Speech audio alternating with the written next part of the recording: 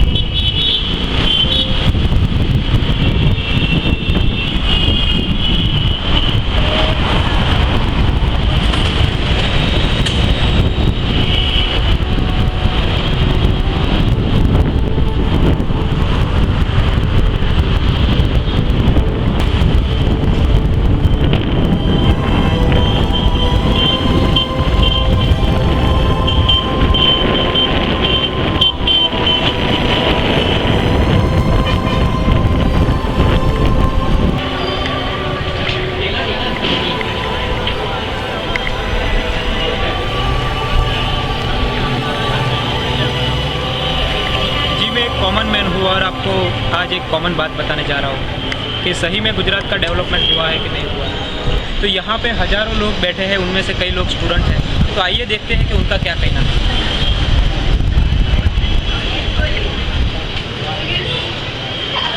तो भाई साहब थोड़ी जगह मिलेगी?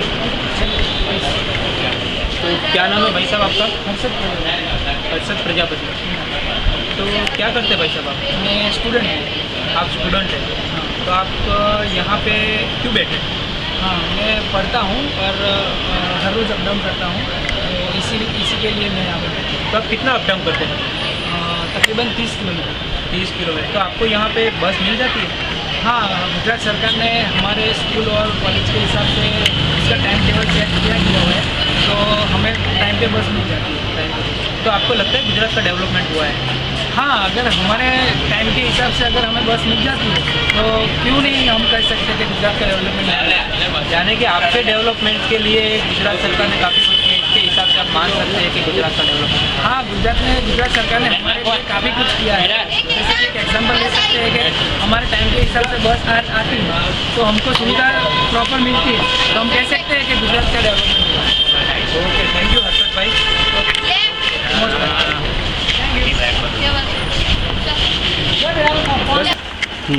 जी, फिर से आपके सामने एक बार फिर से मैं हाजिर हूँ और हम और ज़्यादा जानने की कोशिश करते हैं कि सही में गुजरात का डेवलपमेंट हुआ है कि नहीं हुआ है। तो हम इन लोगों से पूछेंगे जो अदर देन गुजरात से आते हैं, बिलोंग्स करते हैं, और उनसे पूछते हैं और उनसे जानते हैं कि सही में गुजरात का डेवलपमेंट हुआ है कि नहीं है। जी नमस्कार, आप कहाँ से? महाराष्ट्र से। ओ, जय महाराष्ट्र। तो आप गुजरात में कितने सालों से आते हैं? गुजरात में हम तकरीबन 5 साल से आते हैं। 5 साल से आते हैं। तो आपको यहाँ पर कैसा लगता है? यहाँ पे माहौल बहुत अच्छा है। माहौल बहुत अच्छा है। तो आपको कोई परेशानी होती है यहाँ पे? नहीं, यहाँ पे कोई परेशानी नहीं, सिक्योरिटी वगैरह सब हमारे साथीदार है।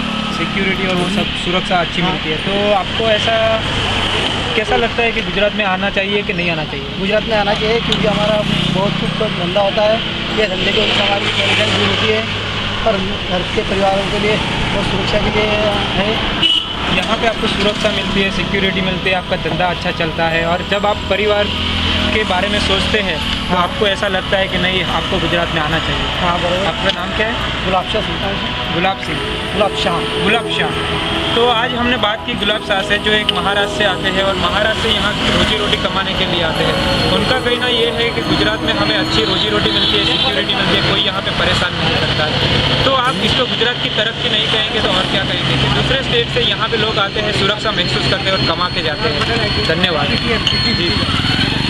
नमस्कार। तो मैं अब फिर से आपके सामने एक बार आ गया हूँ। आप सोच रहे होंगे कि ये क्या हर बार आ जाता है, लेकिन मुझे ऐसा है कि जब तक मैं दिखा ना दूँ कि गुजरात में सही में तरक्की है कि नहीं है, तब तक मैं रुकने वाला नहीं हूँ। आज हम देखते हैं कि किसानों की हालत गुजरात में क्या है, क्योंकि किसान ही सबसे बड़ी चीज़ है जो हमें अनाज देते हैं और हमारे जीवन के लिए जो उपयोगी चीज़ें होती है वो किसान ही दे सकते हैं। तो आइए हम ऐसे किसान से मिलने जा रहे हैं, उनसे सुनते हैं कि सही में गुजरात की हालत क्या है। आइए मेरे साथ, हम देखते हैं।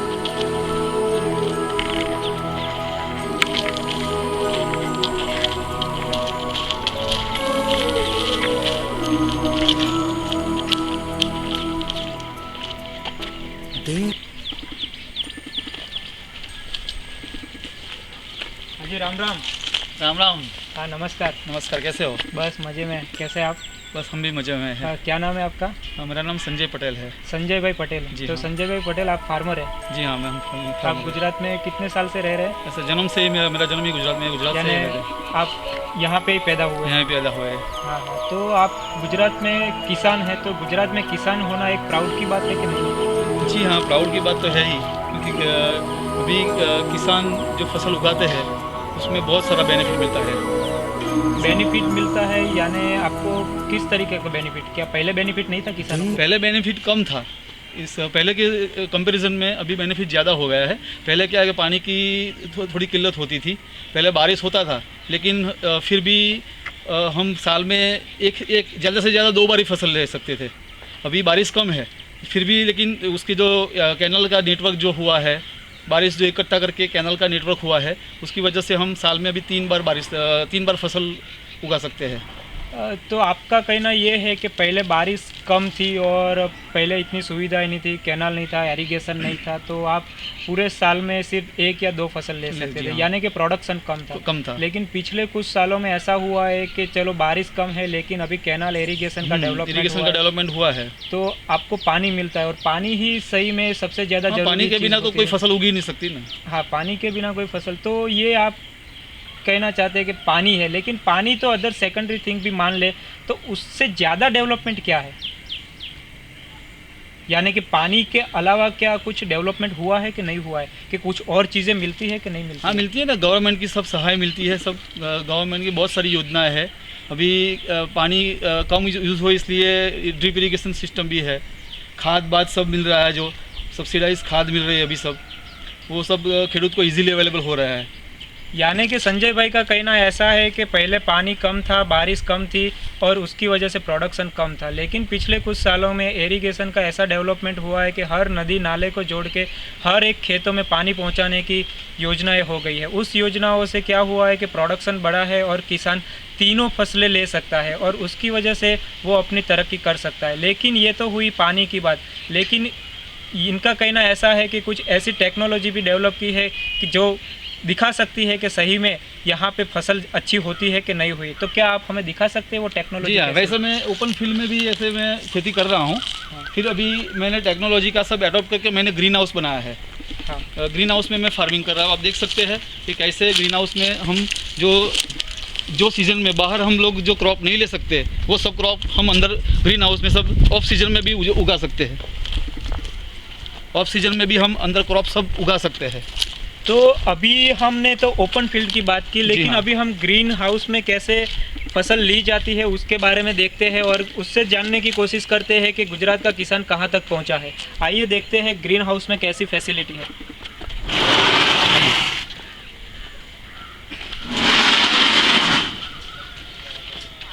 ओ, तो आपका पूरा परिवार इसमें शामिल है? जी हाँ, सब लोग हम सब मिल के काम करते हैं। सब मिलके काम करते हैं। तो ये ग्रीन हाउस का आइडिया कहाँ से आया आपके दिमाग में? वैसे सब जगह पर देखा, गवर्नमेंट की योजना भी है, अभी ग्रीन हाउस में गवर्नमेंट सब्सिडी भी दे रही है, और उसकी वजह से सब उनको मालूम पड़ा कि ऐसे फार्मिंग करने से ज़्यादा प्रोडक्शन मिल सकता है। ये प्रोटेक्टेड कल्टीवेशन है। तो इनका कहना ऐसा है कि अगर पानी के साथ साथ टेक्नोलॉजी का इस्तेमाल किया जाए तो प्रोडक्शन बढ़ाया जा सकता है, और टेक्नोलॉजी का इस्तेमाल इनको गवर्नमेंट सिखाती है कि गवर्नमेंट के काफ़ी प्रोजेक्ट है, फंडिंग है, और उससे उनको फंड मिलता है। फंड के साथ साथ वो उनको कैसे टेक्नोलॉजी यूज़ करना है, कैसे नहीं करना है, उसके नॉलेज देने के लिए यहाँ पे लोग भी आते हैं, और उस चीज़ों की वजह से इनका डेवलपमेंट हुआ है। आज आप देख सकते हैं कि गुजरात का किसान कैसा लगता है। ये एक रोल मॉडल है, इसको हम बोल सकते हैं कि गुजरात का डेवलपमेंट है। Thank you very much. Thank you very much. जी, आजकल महिलाओं की सुरक्षा की बातें बहुत ज़्यादा हो रही है, तो सच में गुजरात में ऐसी चीज़ है कि नहीं है वो जानना ज़रूरी है। तो हम ये चीज़ जानने की कोशिश करते हैं कि गुजरात में महिलाओं के साथ कैसा व्यवहार होता है। तो आइए मेरे साथ हम जानने की कोशिश करते हैं। एक्सक्यूज़ मी मैम, सॉरी आपको परेशान कर रहा हूँ, लेकिन हम गुजरात में महिला सुरक्षित है कि नहीं है उसके बारे में थोड़ा जानना चाहते थे। अगर आपके पास 2 मिनट का टाइम हो तो आप बताएंगे? हाँ। तो आप अभी इतनी रात को जो यहाँ से पास हो रहे हैं, मैंने आपको रोका, तो आपको ऐसा डर महसूस नहीं हुआ? आप सही में गुजरात में रहते हो ना? हाँ, मैं गुजरात में रहता हूँ। तो अगर आप गुजरात में रहते तो आपको एक क्वेश्चन मुझे करने की ज़रूरत ही नहीं होती। क्यों करने की ज़रूरत नहीं है? क्योंकि यहाँ पे लड़कियाँ बहुत सेफ है, गुजरात है, और यहाँ पे सेफ्टी भी बहुत ज़्यादा है। सेफ्टी बहुत ज़्यादा है यानी कि उससे आपका कहना क्या है? सेफ्टी है यानी कि आप सिक्योर फील करते हैं गुजरात में? हाँ, बहुत सिक्योर फील करते हैं, क्योंकि यहाँ पे एजुकेटेड पीपल रहते हैं, वेल नोन पर्सन रहते हैं, तो हमको डरने की कोई ज़रूरत नहीं होती। अगर हमको रात को कहीं पे भी जाना हो तो हम जा सकते हैं अकेले या फिर फ्रेंड के साथ। जैसे हम लोग अभी भी जा रहे हैं कुछ काम के लिए तो जा सकते हैं, हमको किसी की ज़रूरत नहीं पड़ती है। ये मैडम ने जैसा कहा, क्या आप उस बात के साथ इत्तेफाक रखते हैं? आप मुझसे पूछिए, इनसे पूछिए, या गुजरात की कोई भी लड़की या महिला से पूछिए, आपको यही आंसर मिलेगा। अगर मुझे दूसरी बार जन्म मिले तो मैं गुजरात में लेना चाहूँगी। तो आप ऐसा प्राउड फील करते हो कि आपको भगवान ने गुजरात में? या I love to be a Gujarat. ऐसा है। तो ये जो डेवलपमेंट है, तो ये सही में डेवलपमेंट है या फिर ऐसा सिर्फ किताबों में है? नहीं, ये किताबों में नहीं है। आप देख सकते हैं कि हम लोग ऐसे अकेले ही जा सकते हैं रात को। दैट मीन्स कुछ सेफ होगा, कुछ हमको ऐसा फील होगा कि नहीं ये गुजरात सेफ है, तभी हम ऐसे रास्ते पे खुलेआम घूम सकते हैं ना। तो मैडम, क्या मैं आपका अगर आपको परेशानी ना हो तो नाम जान सकता हूँ? आशा। आशा, ईशा, ईशा, अक्षर, अक्षिता।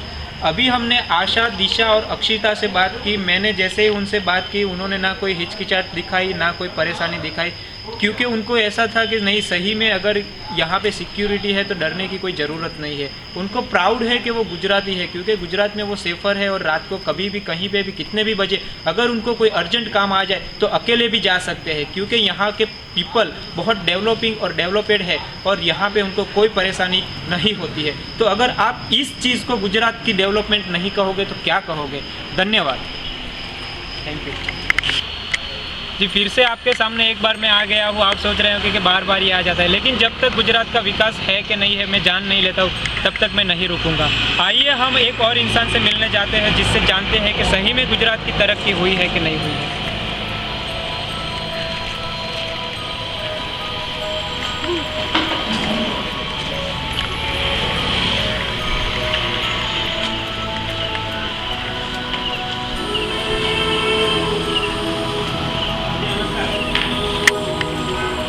आपका नाम क्या है? गोलू मास्टर। गोलू मास्टर। तो आप यहाँ पे क्या काम करते हैं? मैं टाइल का काम करता हूँ। टाइल्स का काम करते हैं। कितने साल से है गुजरात में? 5 साल से। आप गुजरात में 5 साल से। तो आपको यहाँ पे रोजी रोटी मिल जाती है? जी हाँ, मिल जाती है। मिल जाती है। जी हाँ, पहले नहीं मिलती थी, जी अब मिल जाती है। तो पहले नहीं मिलने का कारण क्या था? पहले बंजर ज़मीनें थी, कुछ बना नहीं था। अब धीरे धीरे कंपनी आई, कंपनी फैक्ट्रियाँ बनी, दवाखाना बना, तो धीरे धीरे बनने से रोजी रोटी की जो कमाई है, जो रेट जो कम था पहले, अब क्या अच्छा मिलने लग गया है। तो आजकल कमाई अच्छी है, अभी चल रही है, तो बीवी बच्चे बाल बच्चे हम अच्छे से खा पी सकते हैं। तो गोलू मास्टर जी का कहना ये है कि पहले यहाँ पे बंजर ज़मीन थी, यहाँ पे कुछ नहीं था, लेकिन यहाँ पे इंडस्ट्री आई। इंडस्ट्री वालों ने उन्हें हॉस्पिटल बना के दी, हॉस्पिटल के साथ साथ उन्होंने स्कूल बना के दी। उससे लोगों को लगा कि यहाँ रहना चाहिए, और रहने के लिए यहाँ पे टेनामेंट बनने लगे, बंगलोज बनने लगे, और इन सब चीज़ों की वजह से इन जैसे लोगों को रोजी रोटी मिलने लगी। और उस रोजी रोटी का कारण है कि गुजरात में तरक्की हुई है, और इससे ही हम कह सकते हैं कि नहीं, सही में गुजरात का डेवलपमेंट हुआ है। धन्यवाद। धन्यवाद। और हम और एक हकीकत से वाकिफ़ होने को जा रहे हैं। आज देखते हैं कि सही में गुजरात का डेवलपमेंट हुआ है कि नहीं है। तो चलिए हम और लोगों से जानते हैं कि सही में गुजरात में क्या है और क्या नहीं है।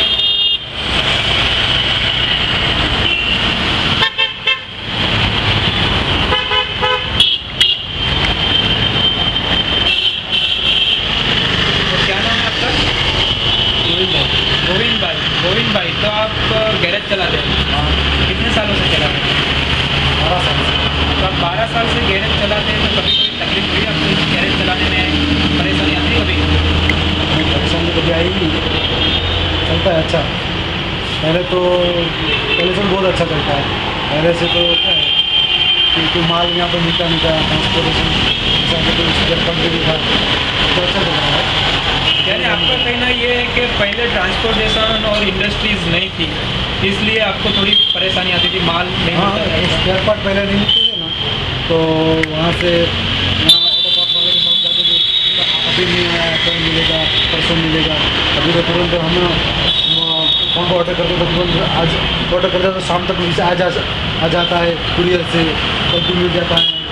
पहले से बहुत बढ़िया चल रहा है।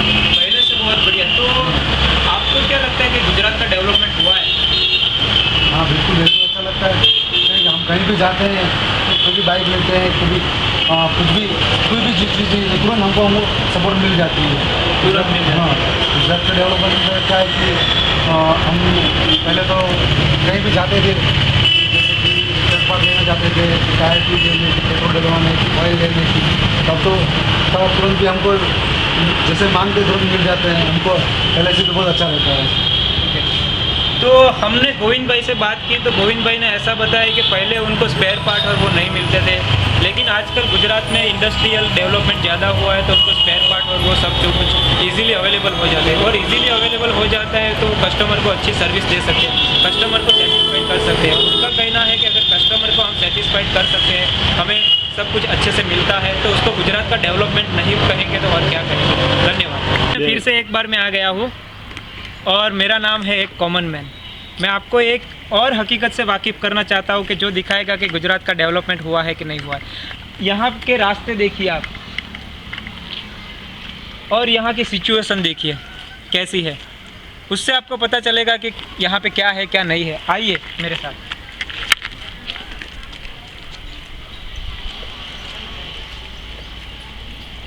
चलो।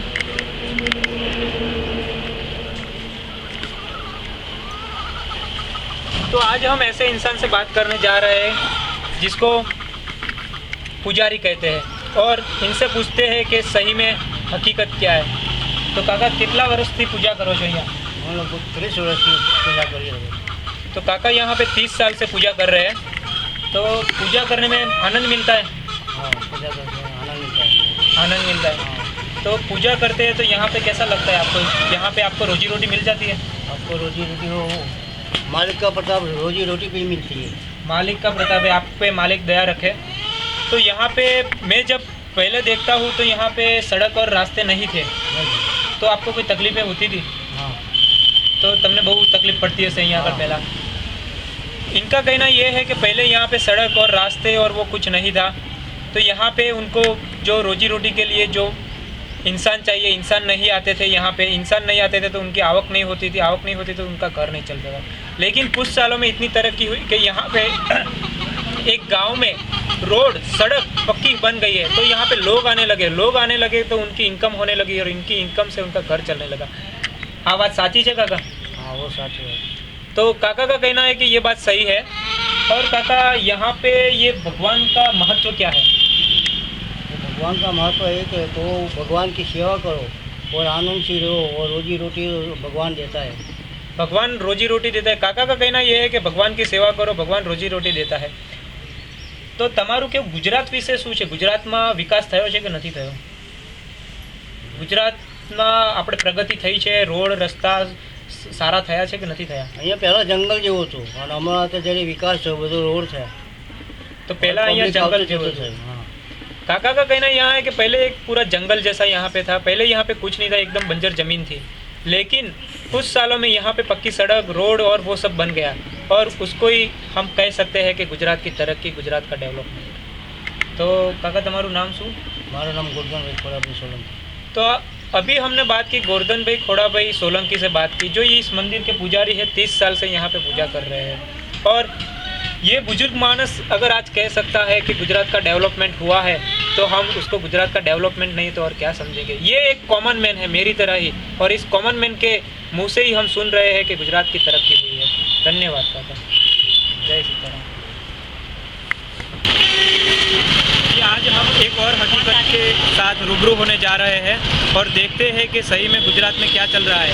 तो आइए मेरे साथ, हम काफ़ी लोगों से मिलते हैं और जानते हैं कि गुजरात में सही में क्या चल रहा है। आइए मेरे साथ। हाँ जी, नमस्ते। तो क्या नाम है आपका? पठान साजिद खान। तो आप ये बिजनेस करते हो कितने सालों से? 10 साल। तो 10 साल से ये बिजनेस करते हो, कैसा लगता है? अच्छा लगता है। और इस बिजनेस में कोई परेशानी आती है? पहले दिक्कत आती थी, तो पहले कैसी दिक्कत थी आपको?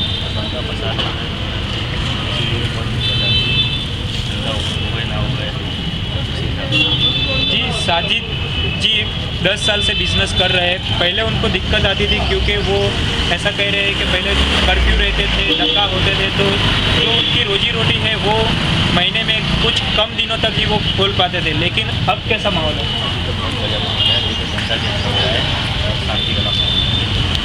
अभी उनका कहना ये है कि अभी तो महीने में वो पूरे 30 दिन तक अपनी रोजी रोटी चला सकते हैं, शांति वाला माहौल है और अच्छी कमाई भी कर लेते हैं।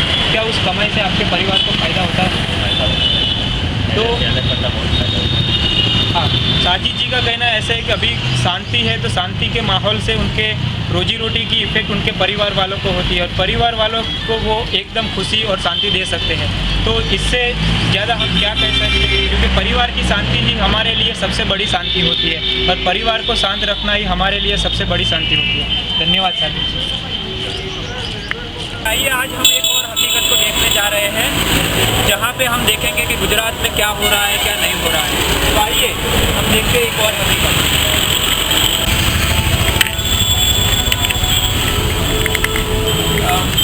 तो भाई साहब, आप क्या करते हैं? ट्रक चलाते हैं। कितने सालों से? 4 साल। ट्रक चलाने में कैसा लगता है? अच्छा लगता है। कहाँ पे ट्रक चलाते हैं? ऑल इंडिया में ट्रक चलाते हो? ऑल इंडिया में ट्रक चलाते हो तो आपको सबसे ज़्यादा अच्छा ट्रक चलाना कहाँ लगा? कर्नाटक और गुजरात। ऐसा कि कर्नाटक और गुजरात में ऐसा क्या है? वहाँ पे अच्छा है, रोड रास्ते का अच्छा है। आप जब ट्रक चलाते हैं तो आपके दिमाग में कम चीज़ें रहती हैं।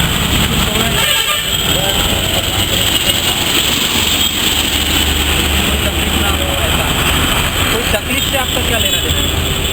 एक चीज़ घर से कुछ बाहर तो घर वाले बाहर निकलते अपने घर वाले लेके गुजरात और कर्नाटक में रात में दोनों गाड़ी, गुजरात में रात में गाड़ी, बाकी जगह गाड़ी। तो आपका नाम? मेरा नाम विकास है। विकास भाई के परिवार वाले ऐसा बताते हैं कि गुजरात और कर्नाटक में आप रात को ड्राइविंग करो और उन दोनों को छोड़ के आप दिन में ड्राइविंग करो, क्योंकि उनका कहना ये है कि गुजरात में ड्राइविंग सेफ है और बाकी जब सब जगह पे रात को चोरी डकैती और उसका बहुत ही डर लगता है। तो ये थे हमारे साथ विकास भाई, जो 3 सालों से ट्रक चला रहे हैं और उनका कहना ये है कि गुजरात में सब सिक्योरिटी और सेफ्टी है।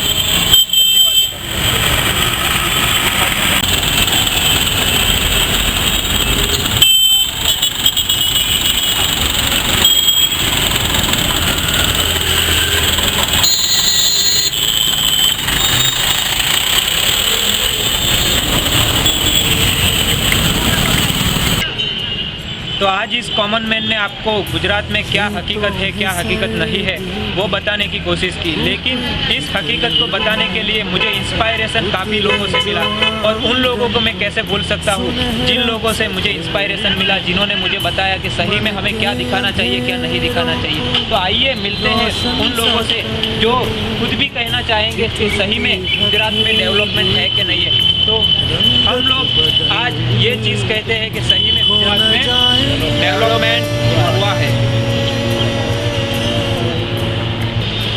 जय हिंद, जय करवी गुजरात।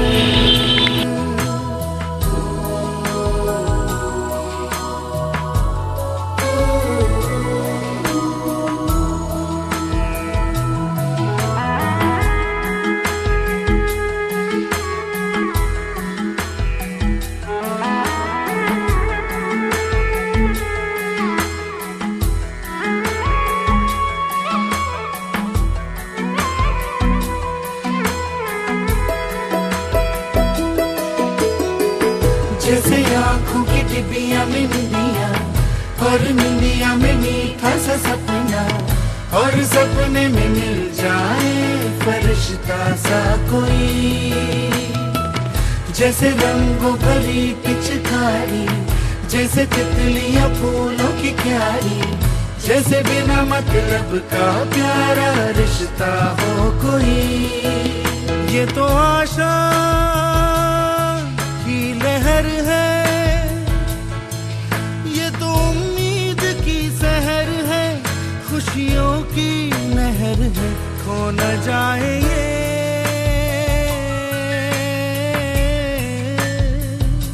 तारे ज़मीन पर।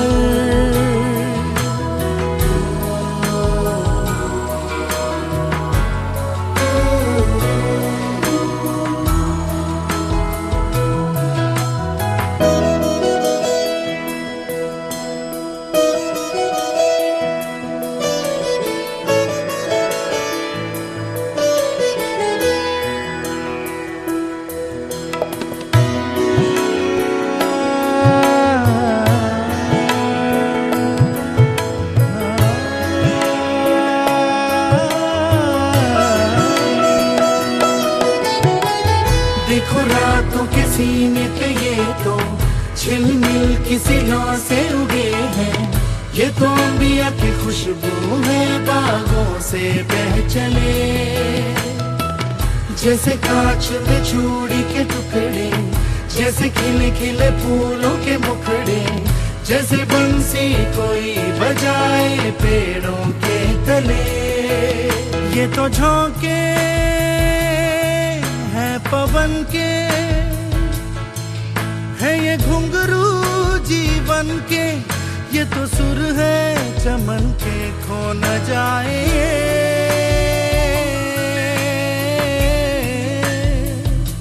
तारे ज़मीन पर।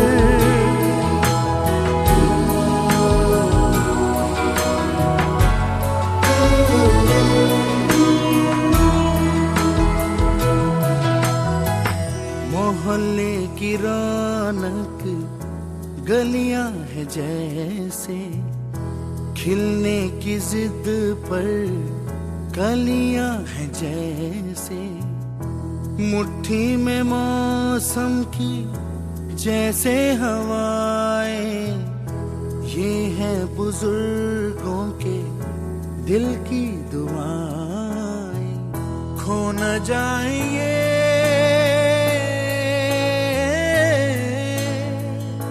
तारे ज़मीन पर।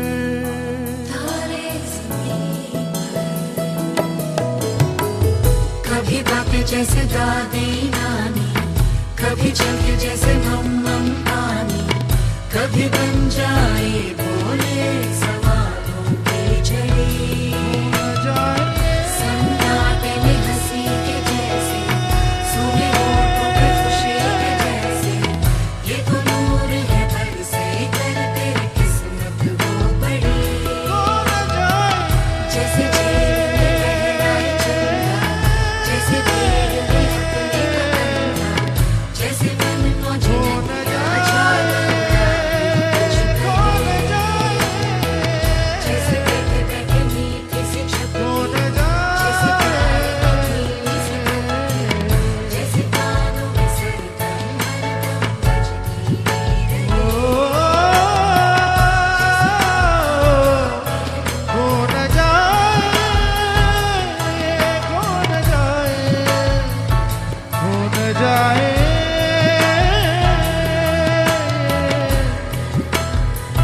खो न जाए, खो न जाए, खो न जाए।